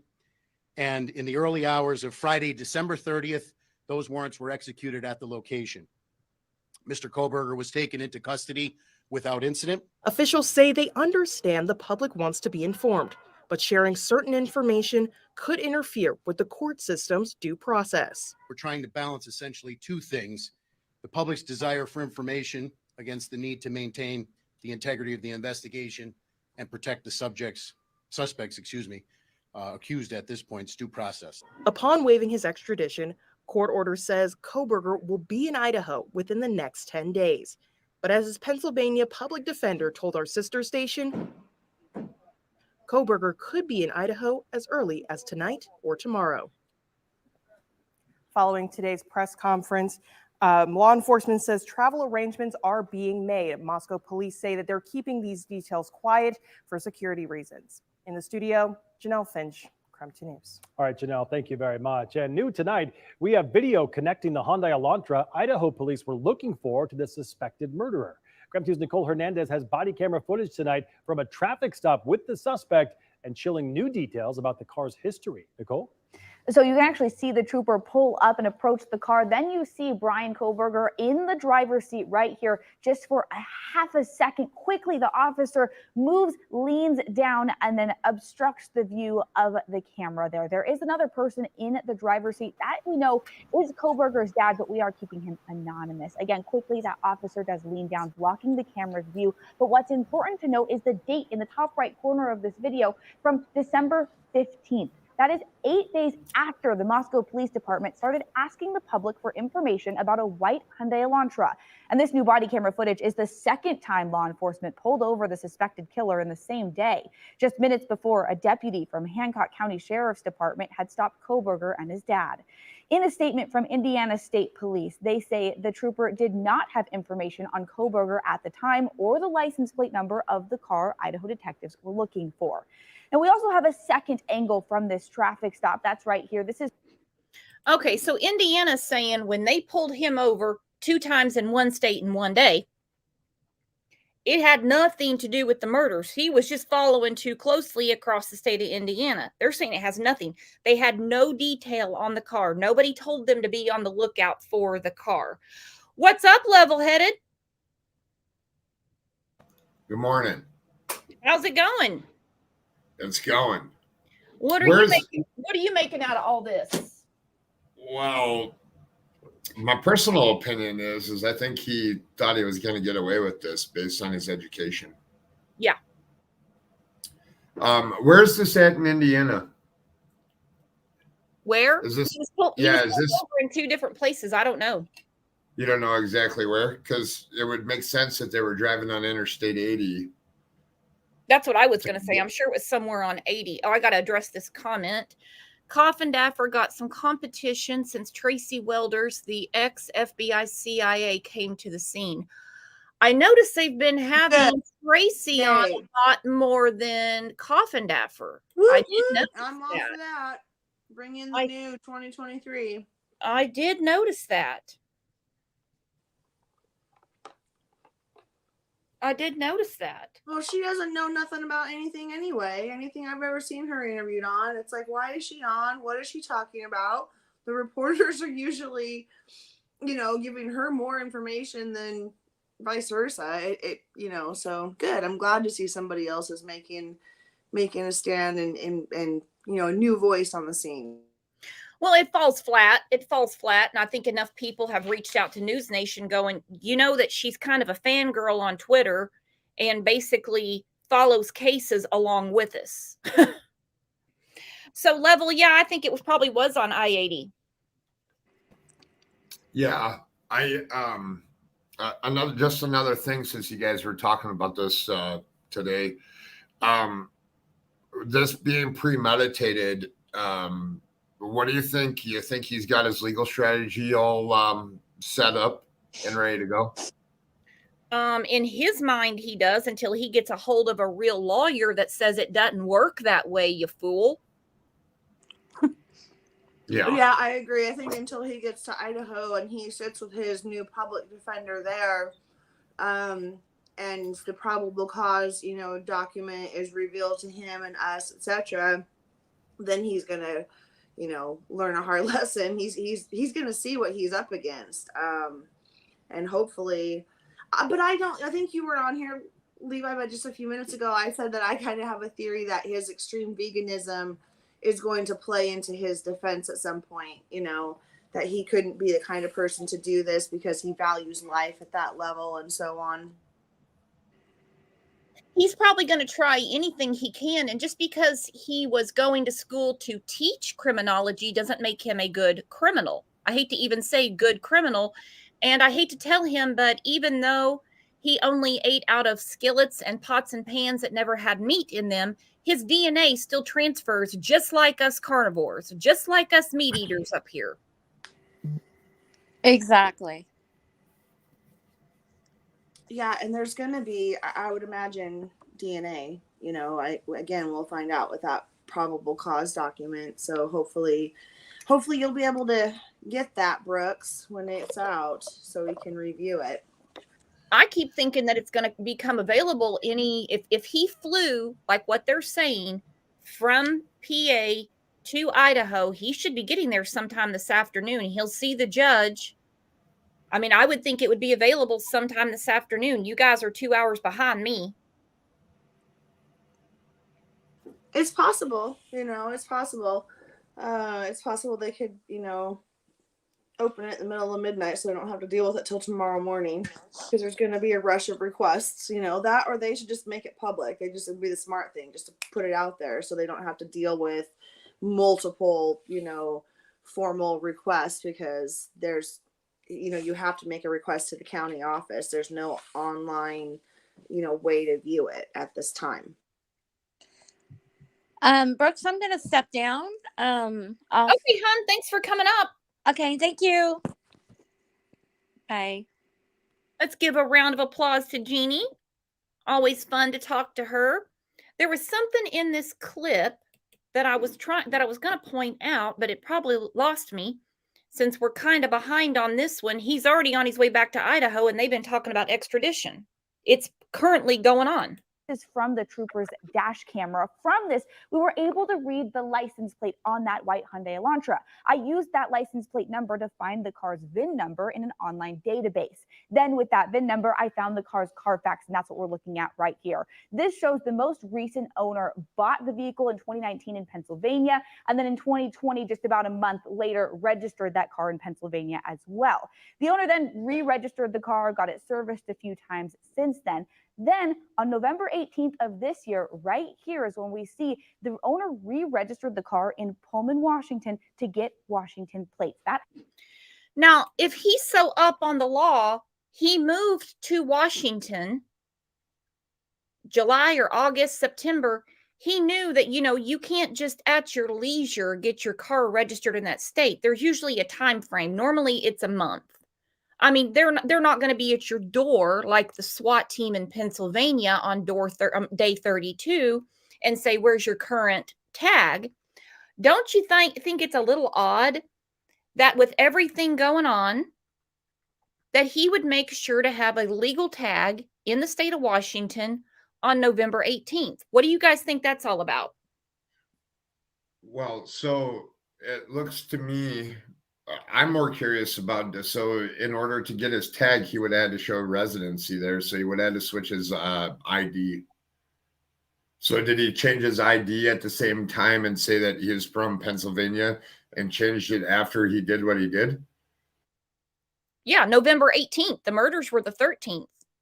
And this is just getting his car tag. This is just paying taxes due to the state, getting a Washington car tag. You don't actually have to change your ID. Yeah, you wouldn't have to change your ID, I don't think, but no, because I mean, people interesting as well. My first inclination is that possibly it was just due that month. Or do we know? Because if that's the month that it was already due to be renewed, and he's been living in Washington, attending school there and residency there, I don't know that he'd be able to renew it in Pennsylvania. Maybe he would have to renew it in Washington, but that I just don't know the process, or for sure, but that's kind of what I feel or wonder. And because he doesn't want to drive across country with expired tags, that alone is going to be an issue, so he had to renew them before his trip home.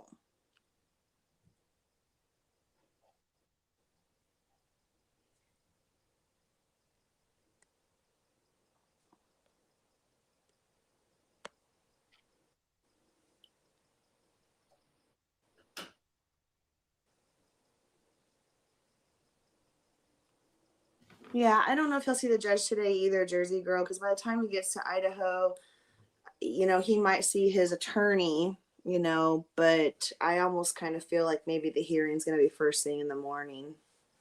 Oh, you think they won't do it right away? I think they won't do it right away. I think they'll get him in, get him settled into wherever he's going to be. He'll get to meet his public defender. They're probably going to be there waiting for him. Like, I don't know, if I was the public defender, I'd be like at the airport waiting for the plane, right? I would be getting to my client as soon as possible in a case like this. So I feel like it depends on what time he gets to Idaho, but I don't see that they're going to just open a court hearing, just for him when he gets there, rather than make it part of the docket the next morning. And I know people are asking, why wasn't there a be on the lookout for his car? When they reached out to the public and said, we're looking for a white Elantra year 2011 to 2013, it's because they only had it on camera outside the house, or someone spotted it. I'm not for sure how that all came about, how it came to their attention, that they wanted to talk to the owner of that car. They didn't have a tag number. And matter of fact, it turns out to be a 2015, which some people think is a really huge deal. They look the same. Correct. And I think, there is also too that chance that, if there was some intent behind the plate change, then it could have been, fear-based on his part, that someone may have seen the Pennsylvania plates, and therefore to, further eliminate his specific vehicle, he changed to the Washington plates, needing to renew it on that month anyway, Well, from what I understand, he bought the car in April. So the tags are still good April, in November. Okay, yeah. Nope. Yeah. So it had to be to eliminate the, maybe fear based that someone may have seen Pennsylvania plates, and he didn't want to, putting Washington plates on them might eliminate that. That's what I'm thinking too. I'm surprised he didn't do it on the 14th. It still freaks me out a little bit that on the 14th, he was back in class as if nothing was going on. Now, one guy did speak out and say he seemed a little preoccupied. Instead of being clean shaven every day, he had like a little bit of stubble going on and stuff like that, but nothing really weird except for, of course, wearing the gloves. Yeah. Yeah, it's all weird. Well, I'm gonna hop down, Brooks. Thanks for having me up. I gotta get to work. Have fun Looking at your forward jobby to job. further discussions. Yeah, the real jobby job now. So have a great day, everyone. All right, thanks for coming up, hun. Beck B said, Lana sounds like Cameron Diaz. She does. She's got an awesome voice. Unlike mine, I still couldn't believe that person yesterday going, I would love to follow you, but I just can't stand your voice. Happened again, November 18th, 2022, just 5 days after Kohberger allegedly stabbed all 4 students. We did reach out to the Washington Department of Licensing to confirm Kohberger is the one who is registered to this car. We have not heard back yet, but we do know he was the one driving the Elantra in that Indiana State Body Police camera footage. In studio, Nicole Hernandez, KREM 2 News. Nicole, thank you very much. In our commitment to bring you more to every story, KREM 2 Shannon Mounty continues our team coverage tonight by digging deeper into a case of this magnitude. Shannon is live outside the federal courthouse in downtown Spokane after learning more about the legal process. Shannon? I sat down with the U.S. District Attorney for Washington's Eastern District, Vanessa Waldroff, just to talk generally about prosecuting a case like this, one that is so high profile. Now, Waldroff says that cases like this that are large and complex, they can take some time to prosecute because the investigating doesn't stop once that arrest is made. And prosecutors actually work with investigators from right at the beginning, even before a suspect is identified. Waldroff says they treat every case, regardless of the public attention on it, as serious. High-profile cases often are in the news, and people really are passionate about wanting to know more information. But honestly, we take every case equally seriously, and we'll be running down evidence and making sure there's a thorough investigation and viable prosecution on any case that we want to move forward with. And for every victim, every case is a high-profile case. Now, Waldroff.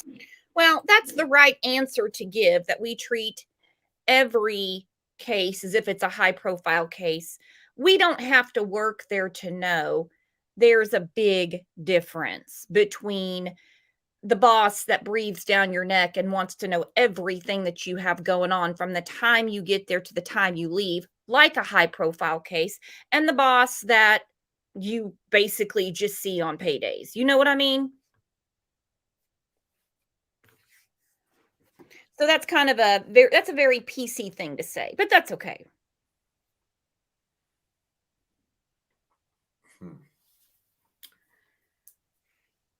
We know there's a difference, is what I'm saying. I'm not saying that this woman doesn't take her job seriously. I'm just saying we know there's a difference. Mary said he wouldn't have to register in Washington because he's a temporary resident. I don't know anything about him changing his residency per se from Pennsylvania to Washington. I just know that a few days after a quadruple murder, he went and got a tag. A tag in Washington, and he'd already been in Washington for a few months. What do you think the motive is, Level? Do you think that anybody in that house was a specific target, or he was just doing this to see if he could get away with it? Somehow, some way, he had to have targeted somebody in there. And you just don't pick a random house and sit there and watch them and well, I guess maybe this guy is doing that. I just think that there was a specific reason to pick them. And I think that it will come out eventually, but there's got to be a tie to one of them. One of them either pissed him off or did something to him. I mean, with living there, I mean, it could have been an incident at a bar or something. I mean, just something foolish. Maybe he was rejected. Maybe, I don't know. There's a lot of different reasons why somebody would do this, but I don't understand why he thinks that getting a tag would keep him under the radar. Well, just in case somebody had recognized the Pennsylvania tag, so he wanted to make sure he had a Washington tag. I don't know. Crime Time. Earlier in the case, The police said that there was no essay, that there was no essay on any of the victims. Thank you, Tom N. You have a good voice. Oh, I can't listen to channels that bring on 4 or more high-pitched voices at once. Well, you're in good luck here. You're in good luck here. Thank you for the super sticker. But that's another thing. There's no sexual element to the crime. Nothing was stolen. By now, they would know if there was a TV missing, if you know what I mean. So what is it? When they came out 3 weeks in and they said, look, it may not be a person particularly. The house could have been the target. Now, y'all heard me and I said, but the house is still standing. The house didn't get stabbed. What's going on here? It's going to be mind-blowing.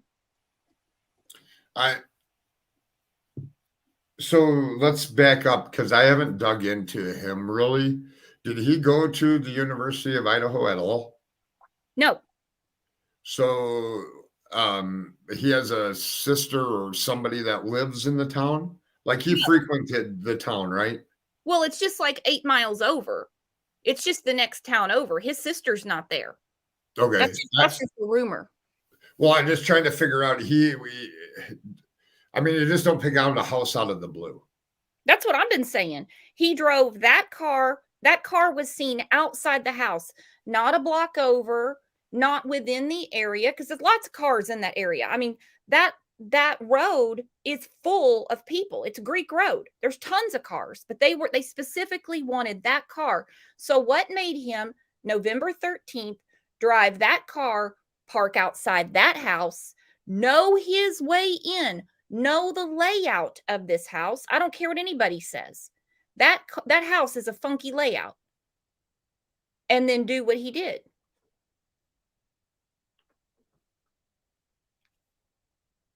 Got to be a reason. And it would, I missed the comment. I meant to put it up. But imagine if he is that nuts that he studied criminology just to see if he could get away with a crime. That's a common theory. Oh, we keep losing level. I don't know where he went. This comes up a lot too. For him to know the layout of the house when he moved to Washington. Now, mind you, it's just a few miles away. Moscow is just a few miles from Pullman. Rooms were available at the time. They were advertising rooms at this house. He could have gone. This is just a conversation. I'm not saying it happened. He could have gone to that house and looked to rent a room. I don't know. I've been wondering about the Mad Greek connection too. Some people said since it's a vegan restaurant, but if you look at their menu, they serve meat.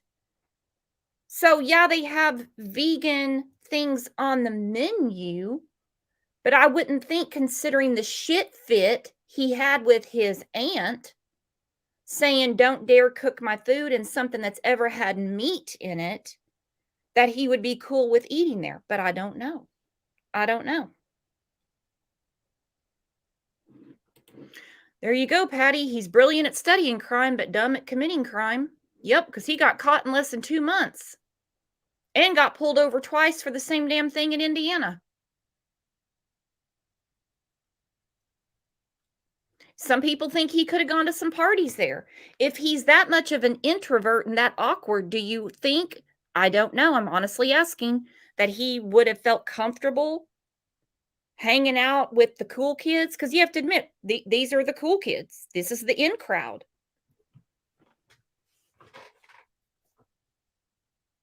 I don't know. I don't think, just my opinion, I don't think he's the dude that was on a date with Kaylee. Some people think that he was dating Kaylee. You know, because she had one bad date after Jack, I don't think that that means it's him. Do you all think that he could have dated Kaylee?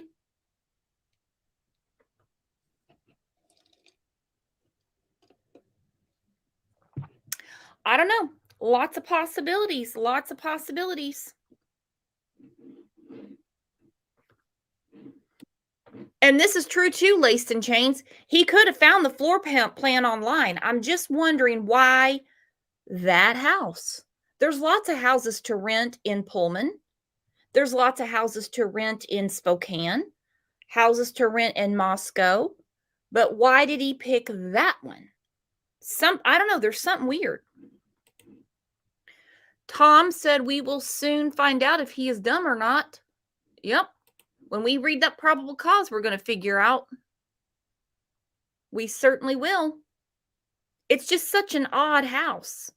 And if it was for a thrill kill, you have the apartment complex that is basically just right across the driveway. You had poor old DNA Jeremy right across the road. And we know he was sound asleep on a Saturday night. Not that I want anything to happen to DNA Jeremy Sue, but you're shooting fish in a barrel on that road. There's tons of people. Kathy thinks it's the Mad Greek Restaurant connection. Level, we keep losing you. I know. I switched over to my phone. For some reason, my computer keeps bouncing me off. It keeps losing connection on StreamYard. So I'm here on my phone now. Okay. Can you hear me? Yep. Okay. Just making sure. Yeah, I don't know. I think we'll figure out what ties there is there. I mean, he's an older person, so I don't know, maybe there's another crowd of people that he hung out with.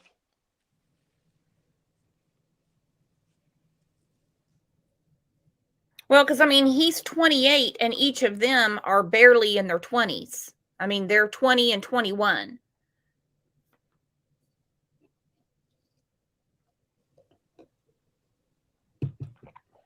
I don't know.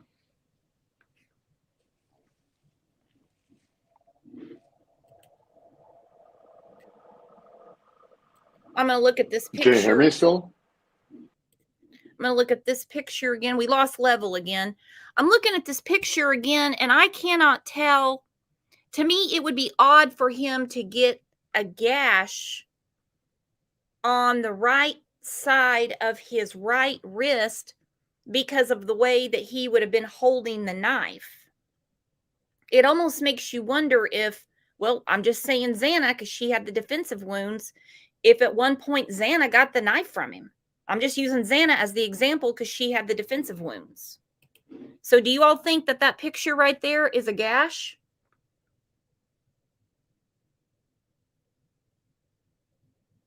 Mystified says scratch. Jules doesn't think there's a gash there.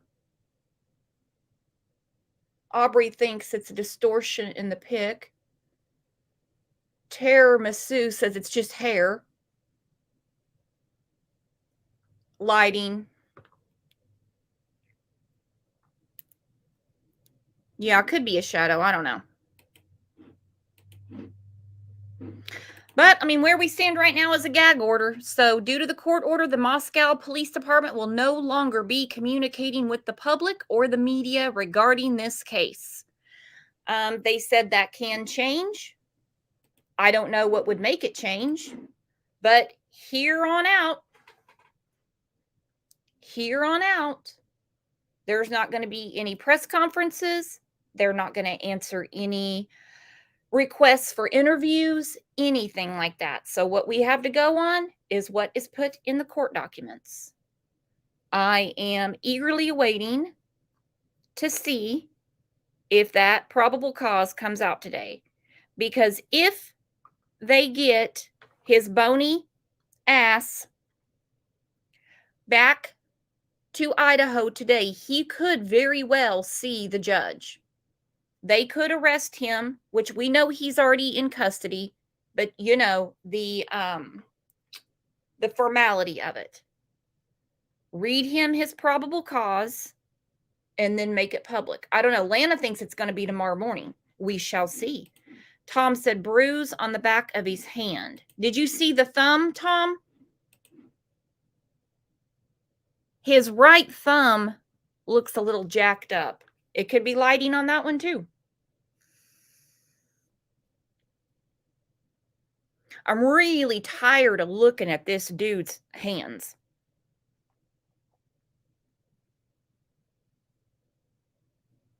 It's really starting to creep me out, if you want to know the truth.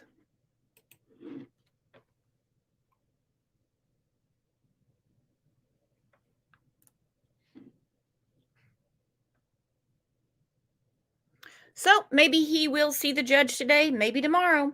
I don't know. Oh, I did have another comment. I forgot to read it earlier, and then I'll start shutting this down. I had a comment after not yesterday's show. I think it was Friday's show. Maybe it was Monday's show. Today is just Wednesday, and I'm already forgetting what day I'm on. But anyway, it said, why is your chat replay edited? I don't know what that means because I don't edit anything. I don't remove shitty comments or anything. So I don't know what that means. I don't hide the chat replay. I'm like, I just the last few months figured out how to slow the chat down. So this was from Ilyanka, and I showcase her comments quite a bit, and I replied to her, but she hasn't replied back. So I don't know what's going on there, but if she hears this, maybe she'll hear me say, I don't know what this means. Has anybody seen something they think that the chat replay is edited? Because I wouldn't even know how to do that, nor would I. Mary said if he broke or sprained that thumb, it might still be bruised. Yeah. Oh, Patty said bites swell up and take a long time to heal.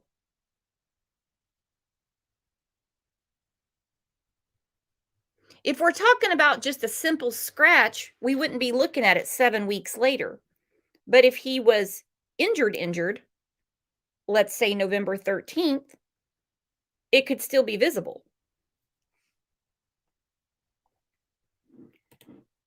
Thank you, Kamari. She probably was on top chat replay instead of live chat. Okay.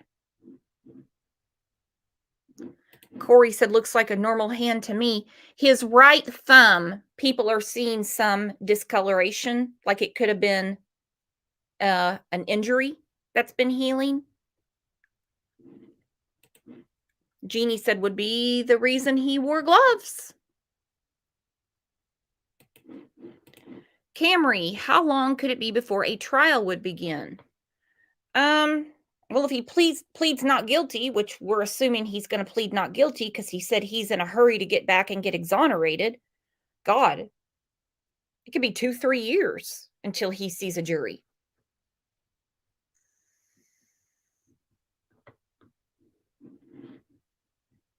It could be years.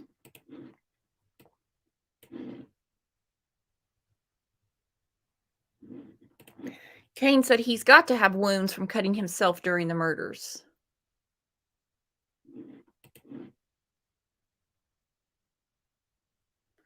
Corey says, do you have the clip where they show his hands so we can watch? No, I just have the still pictures. Unless you want me to play the body cam again when they pulled him over for the second time in Indiana the same day for following too close. Zach for the win. Zach said, nah, his hands are red because he thought he could break those cuffs off. That's probably what it is, as far as this picture. He was probably trying to worm his way out of those cuffs. Unless he asked for a speedy trial. Yep, that's true, Ray. All right, guys. Well, I'm going to start shutting this down. It's been over 2 hours. I didn't really mean to keep you that long, but I love chatting with you guys. So hit your reminder, because if that probable cause becomes available and I'm not asleep, then we're going to jump in and go through it. Because you know that we all want to know what's in said document. So make sure you have the remind all set, of course, that you're subbed. And we will, when it's available, jump in and go through it. If it's not today, then I'll see you back here at 9 a.m. tomorrow morning. 9 a.m. Central Time. You guys are the absolute best. Thanks for the great time and always the great conversation. And, well, just being the best all around that YouTube has to offer. I'll either see you back here when the probable cause, I can't say that for some reason, becomes available, or tomorrow morning. Have a great one.